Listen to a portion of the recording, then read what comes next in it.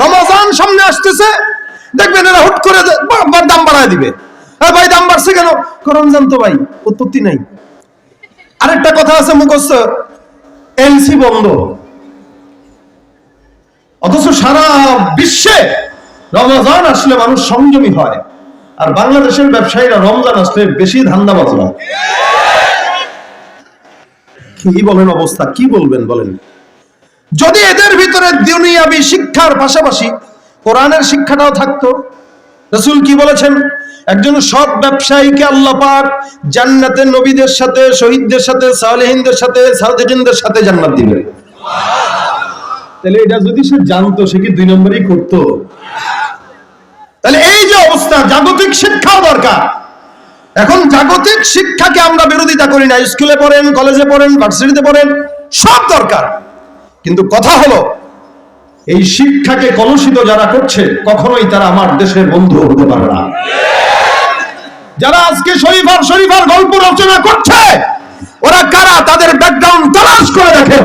এগুলো সব ব্যাকগ্রাউন্ড খারাপ, এগুলো সব বাংলাদেশের টপ লেভেলের দুশ্চরিত্রবান মেয়েরা।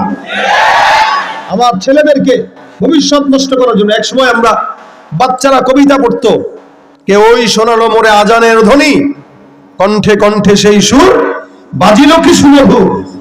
আর এখন কি হয়? আতা গাছে তোতা পাখি, ডালিম গাছে মৌ, এতটা কি কবু কথা কয় না কেন? জোরে বলেন।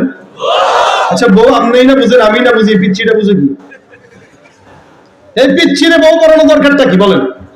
এই পিচ্চিরে শরীফার গল্প শেখানোর দরকারটা কি বলেন?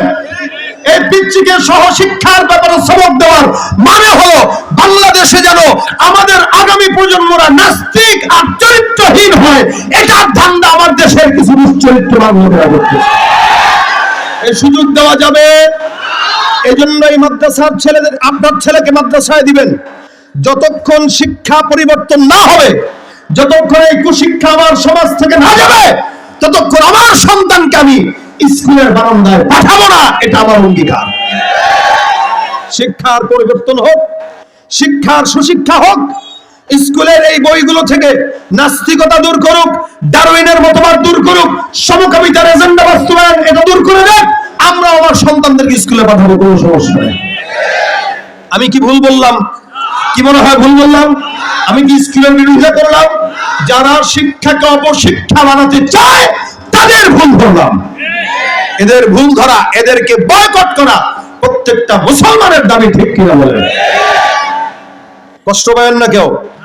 আমার দেশের কিছু শকুনের নজর পড়েছে, যে সমস্ত শকুনেরা বহুত এদিক সেদিক করে করে সুকৌশলে আমার দেশের বদনাম করতেছে, মুসলমানদের অন্তরে ইমানের ভিতরে আঘাত দেওয়ার চক্রান্ত করতেছে।